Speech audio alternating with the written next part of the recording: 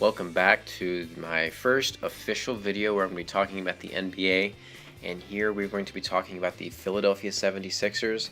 Like I talked about in my first video, I'm going to be going through all 32 teams, and I'm just going to talk about, future, where they're going, how the roster is looking up. So I'm going to start with the worst team, Philadelphia 76ers, who went 10-72 last year, the opposite of the Chicago Bulls record. So I want to take some time and look at the moves that they made. So in this video, you're going to see the best current roster that I could make with their current players. So I have the Impact 85, Jahlil Okafor, the new movers, Jared Bayless.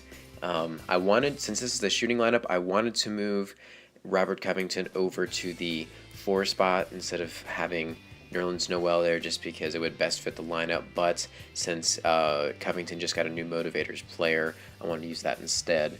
But anyways, so just having this there, I wanted to take some time and look at how the roster is shaping up.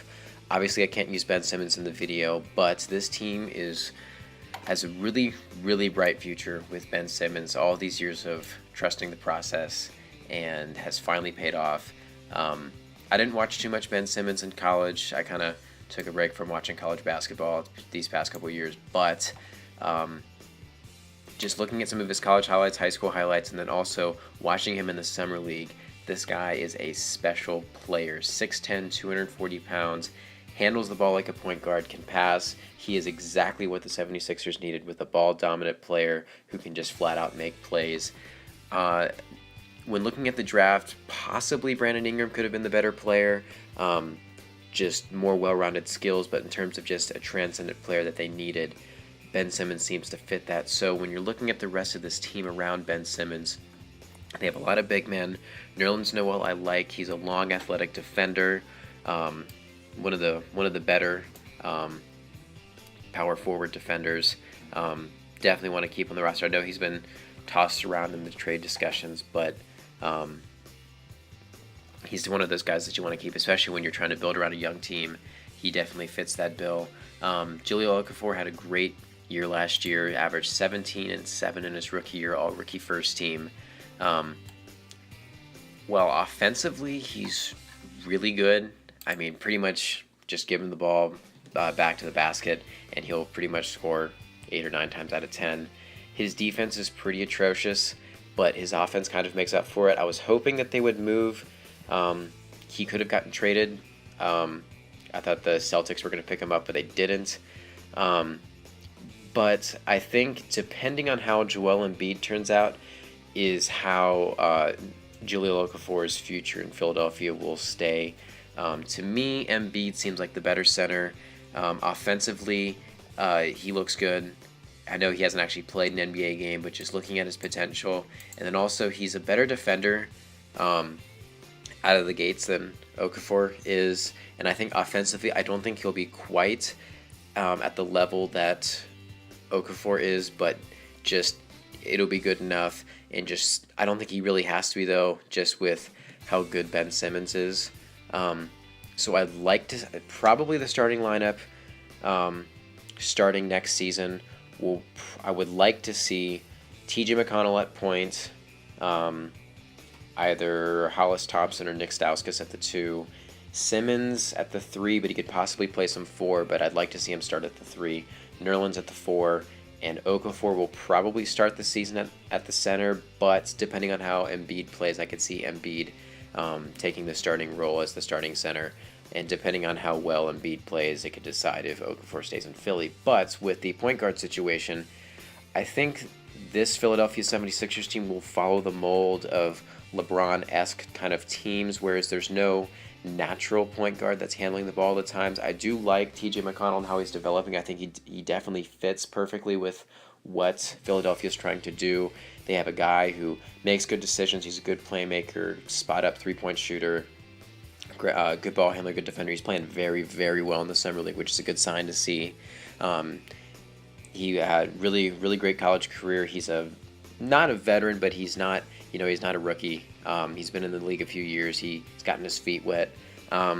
the signing of Jared Bayless was an awesome pickup. The dude's 27, 28 years old, in the prime of his career, and athletic, great ball handling. He's a decent defender. He played in Milwaukee these past few years, and he did pretty well there. He carved a nice roll off the bench, and honestly, I would like to see him do the same in Philadelphia. He can play on and off the ball.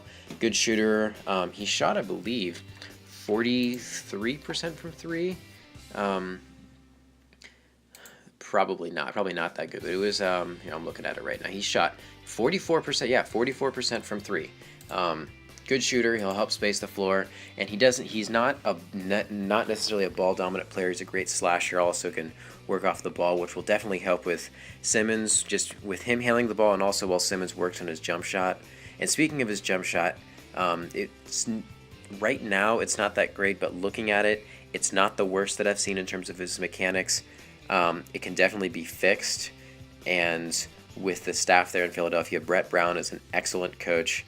It's his skills at coaching haven't been able to be really quite judged, just because the talent that he's had to work with is not, obviously it was pretty trash these past few years. So I think Simmons will definitely grow more now that we can see how Brett Brown will be doing, but definitely with the new addition of Bayless and also Sergio Rodriguez, one of the best players out in Spain.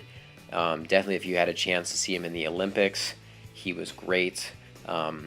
He can shoot the three. He's a great passer. Kind of reminds me a little bit of Jose Calderon, kind of in a way, but he will definitely help just provide depth and also just good decision-making, good playmaking skills that the Sixers definitely need for when either Simmons is on the court or off the court. Other than that, the roster's just slowly starting to take shape. I'd like to see Covington come off the bench. He's a decent spot-up shooter. Big body. He's, 6'9". Decent defender. I think he could carve a good role. Kind of like how Danilo Gallinari did in Denver. I'd like to see him be kind of just like that. Jeremy Grant is a good defender, athletic, slasher. Shot's not that great, but he can work on it. But I think the best decision that this Sixers team can make is to keep all of these pieces together and follow the mold of the, i.e. the Golden State Warriors, Oklahoma City Thunder, San Antonio Spurs, and go that route. And I think with Brett Brown's history with coaching in San Antonio, I definitely think that will help the decision-making with that, and just letting these young players grow in chemistry with each other and getting better and just getting used to the NBA, to its game and the style, and just building chemistry. Definitely the veteran presence helps out here in Philadelphia with Elton Brand, Jared Bayless, also with the signing of Gerald Henderson. That's a great pickup. One, he's a good defender, and he's a decent mid-range shooter. His three is not that great, but it's at this point in a career where it's average. So I think these are all good pickups. Obviously, I don't think the Sixers will be contending at all for the playoffs, but they're on the right track. They won't be a total laughingstock of the NBA, just with, I think, how good of a coach Brett Brown is, and then also these new additions of young talent, and I think just with a better roster coming all together. Dario Saric signs over. That will also bring another 6'10" ball handler, European. He's been waiting a few years to come over, and I think he'll definitely help just provide depth and creativity to the offense. I think 20 to 30 wins is in the ballpark for Philadelphia.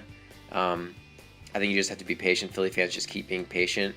Definitely, you trusted the process, and I think it will yield good results. So don't be expecting crazy things this season, but I think 20 to 30 wins is in the ballpark.